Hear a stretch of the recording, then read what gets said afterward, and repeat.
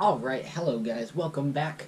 Today I have an unboxing video. We're going to be unboxing the NES Nintendo Entertainment System Classic Edition. This is a product that tends to go in and out of stock a lot. I think it even got discontinued at one point and they just randomly brought it back. But anyways, it is in stock right now, and it's actually in stock a lot. It's not like really hard to find like it usually is. So I recommend, if you want this is a good time to go pick it up. But let's go ahead and unbox it. Alright, but first I just want to show you how much I like this box.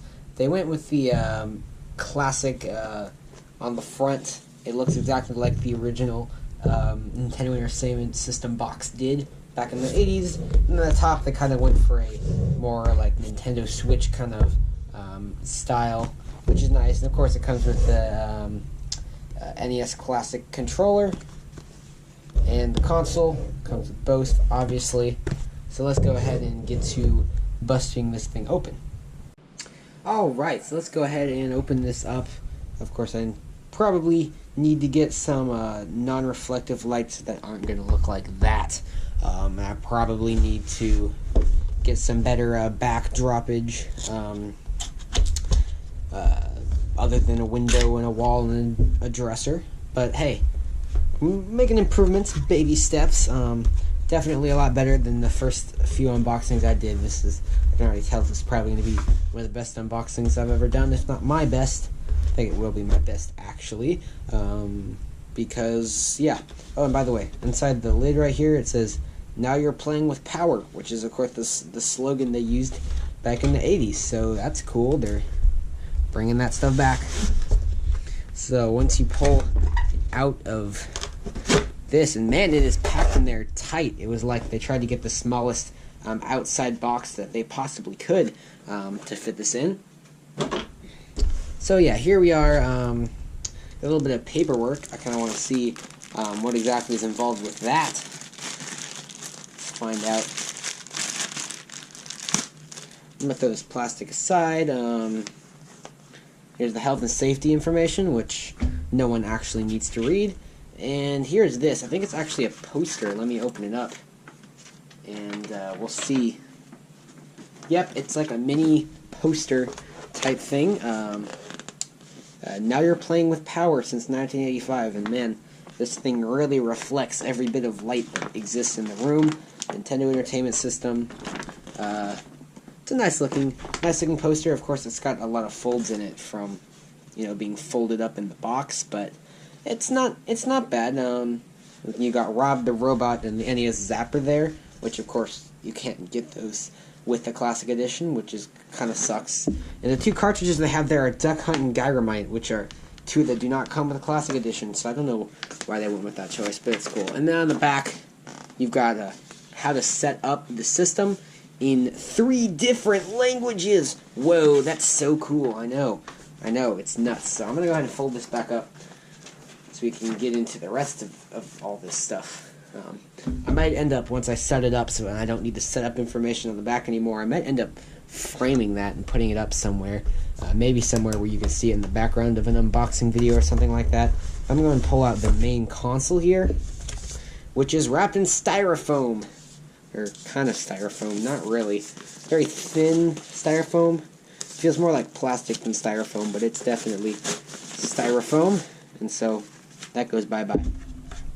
And here is your NES Classic Edition Nintendo Entertainment System. So see on the front there we have the power button and reset button. And then here are the 2 controller ports, which interestingly are basically nunchuck ports from the Wii remote. Or not just basically, that is what they are.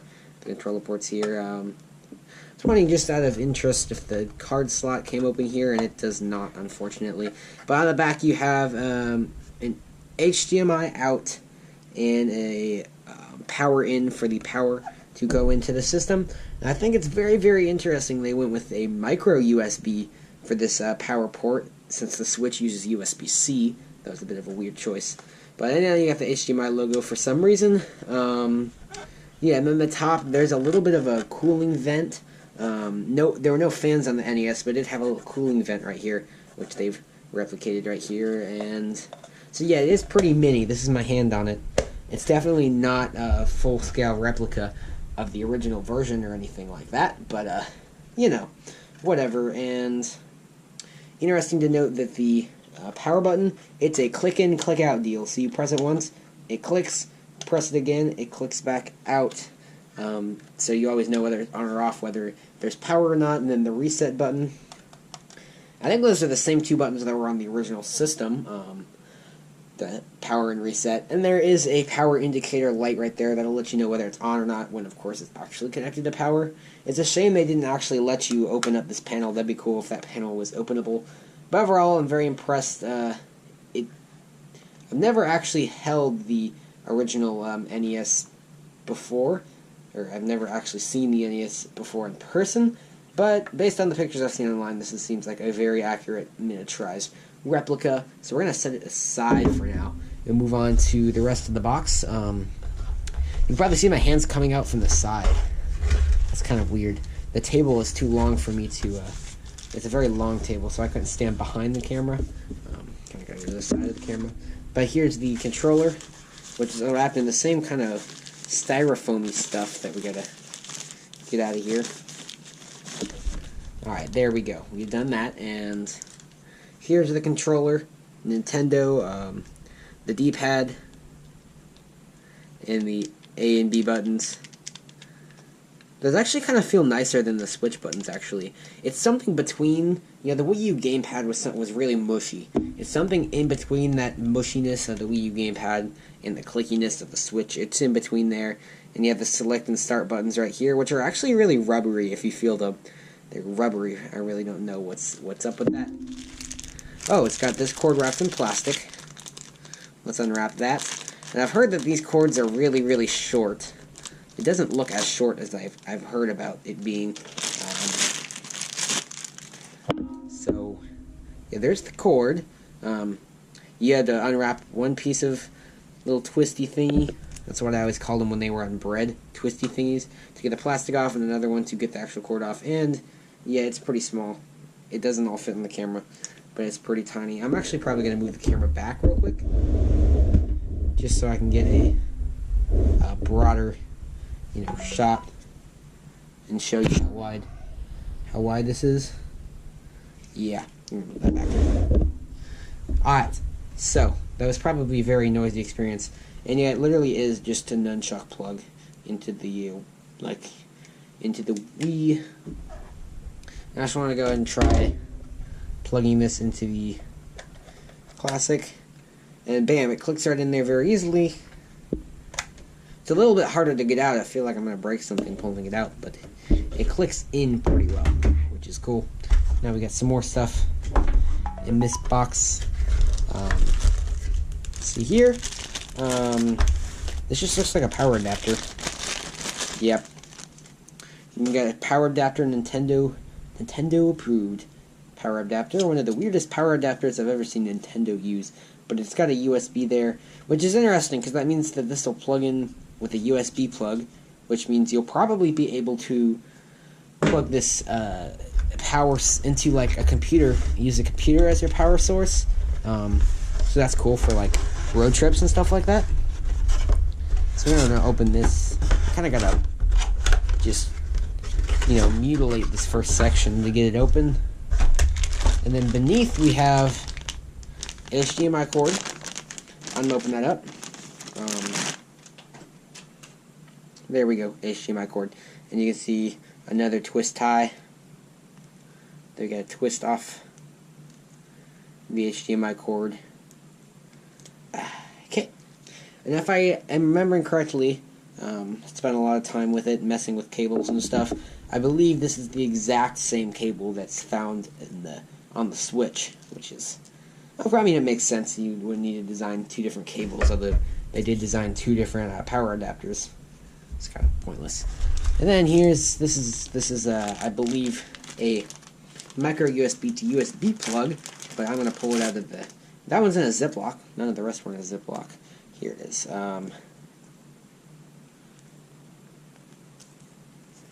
Let's go ahead and it's got a different kind of twist tie. This one I can already tell is not a Nintendo branded one because it's not packaged the same as the Nintendo ones. And yeah, doesn't say Nintendo anywhere on it. Like the other plug said Nintendo somewhere on the actual plugs. This one doesn't, so they just kind of bought an off-brand cable. But hey, it works. It's better than no cable, that is. And now the cardboard slab that held everything is empty. Alright, so let's go ahead and set down everything that came in the box. So, of course, you had the actual NES Classic console itself, which is off-center. Whoops. And then you have the HDMI cord for hooking it up to the TV. And then you have the power cord, which is not a Nintendo power cord, it's an off-brand power cord. And the power adapter there. And finally you have the NES controller. So that's everything that comes in the box, four separate pieces there. I'll just go ahead and apologize right now for any awkward viewing angles that may have been included in this video. Every unboxing I do is kind of a learning experience, or pretty much every video I make is a learning experience, just slowly moving closer toward perfection at some point. But yeah, anything weird you see in any of my videos, don't feel afraid to point it out to me, because I may not notice it or something, and every video is a learning experience. But here's the NES Classic, and I'm going to go ahead and go set it up. Alright, we're in a different room now, as you can probably tell from the change in wall color, and here's the TV that we're going to hook this up to. Still a lot of glare off the TV. Now you can see me holding the camera. That's great. So, yep, we're going to set it here somewhere, because this shelf, my brother's Xbox, is taking up all that space. Let's slide this over, and I'm actually going to put the NES on this side, right here, because it has a shorter cord than the Switch does. I don't know, poor Mario got hidden back there. Here, you can be right there. There you go. And so here we have we need backwards, but that's okay, because we still got to plug cords into it real quick. Alright, so here we'll plug the off-brand micro USB plug into the tiny little power port in the back of this thing. This, I can already tell this is not going to consume very much power at all. It's a very small little thing. But yeah. Alright, so as you can see, we ran into a little bit of an issue, because this is where we need to plug in the NES Classic, and we're out of cords. So, we're out of plugs. We even already have a three-way extender here, but we didn't. Not enough plugs, so I'm going to plug the USB into the adapter. And I guess we're just going to have to unplug my Switchy for now, because the other two have to stay plugged in. The Switch I can just plug back in later. So I'm going to set that cord down. And we'll plug our NES Classic in right here. And there we go. And I guess I'm just going to have to switch out no pun intended, switch out the Switch cord with the NES cord, depending on which one I want to use at the time, up until I'm able to get another extension cord, probably one of those that has like 5 on it or something like that, because this one's only 3. I just have more and more stuff to plug in here, not enough space, so we'll work on it. Alright, back around on the back of the NES, it's time to hook in that HDMI cord. So we'll go ahead and do that, just like that, and hey, looky here, lucky day, there's one HDMI port left on this TV. And now we got the controller, which we can connect into slot 1 for player 1. We're at. Oh, the days when you actually had to plug in controllers. I was not alive then. But as you can see, that's it. Nowhere near my couch. I guess I'm gonna have to play this standing up. Alright, just a second. Blah blah blah.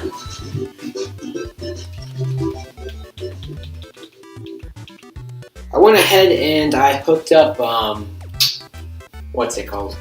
Went ahead and hooked this up to my Elgato game capture card, because I wanted to A, see what frame rate and resolution we're running, and B, see, what's it called?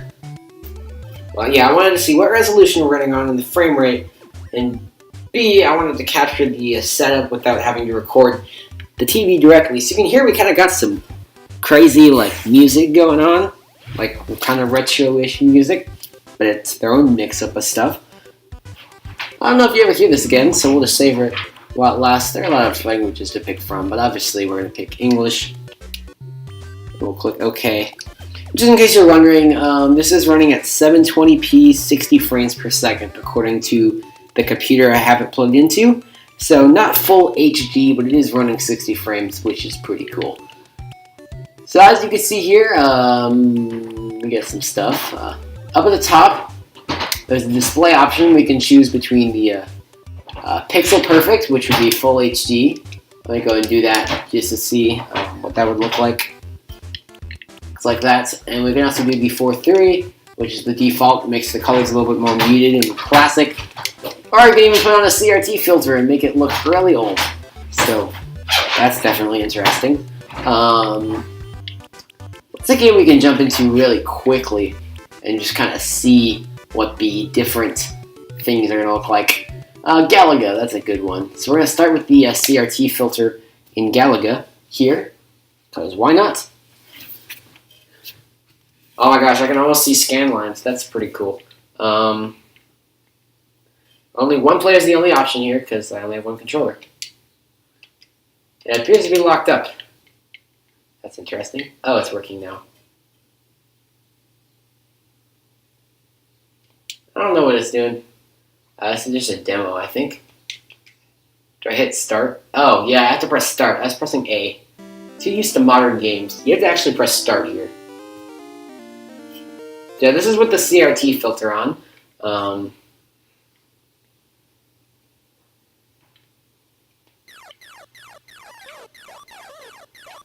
My goal here is not necessarily to win. I just want to show you the different things. In a minute, if I don't die, I'll just go ahead and close out.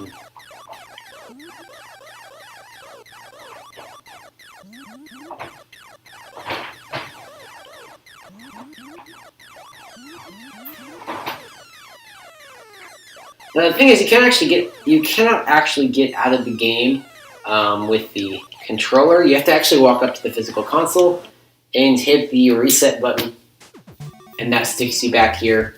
And right there, you have the little floating wing cloud thing, and that basically it suspends at that point in time, and you can stick it into our suspend point. We have 4 different spots. I actually don't want to save. I don't really care. But anyways, so that's basically, you can go down here and suspend points. You can do 4 in total. I don't know if that's 4 for each game or just 4 in absolute total. Let's see, we have different, we have sorts. Release date, sure. So you can't hit select and switch that around. But I'm gonna go back and let's see what 4:3 is gonna look like in Galaga. And you can press start or A to start the game here. That's not exactly what I wanted to do. I want a Galaga. Where's my Galaga?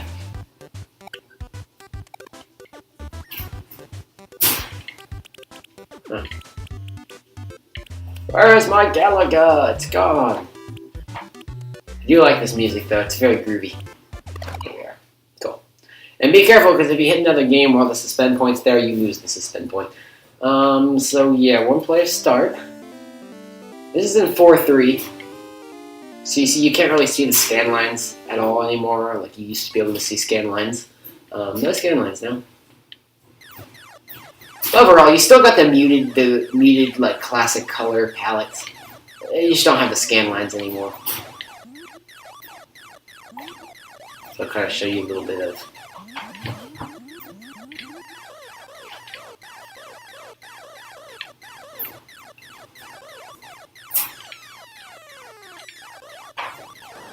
Alright, well, whatever. And then we'll go ahead and jump into Pixel Perfect. Yes, I said Pixel Perfect. And then, yep, you have to click specifically on the save point. Even if you restart the game again, it restarts from the beginning.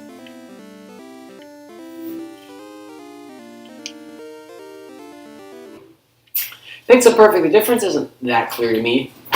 The scan lines disappear when we went to 4:3. I guess the color palette's a little fresher here, actually, now that I'm looking at it. The greens are a little bit brighter. It's kind of a lime color instead of the muted color. So yeah, basically the colors are less muted in Pixel Perfect mode.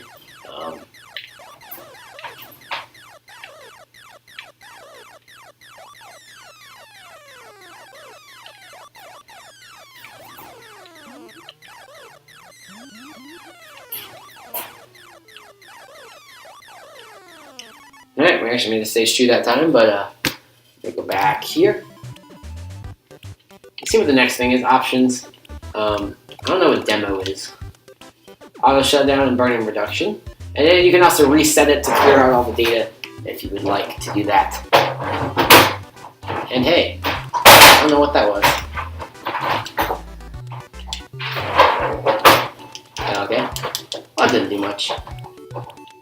And then here's the language. We already selected that when we first opened it up. A bunch of legal crap no one cares about. And view the game manual here. So that's interesting. So yeah, that's basically all that there is. But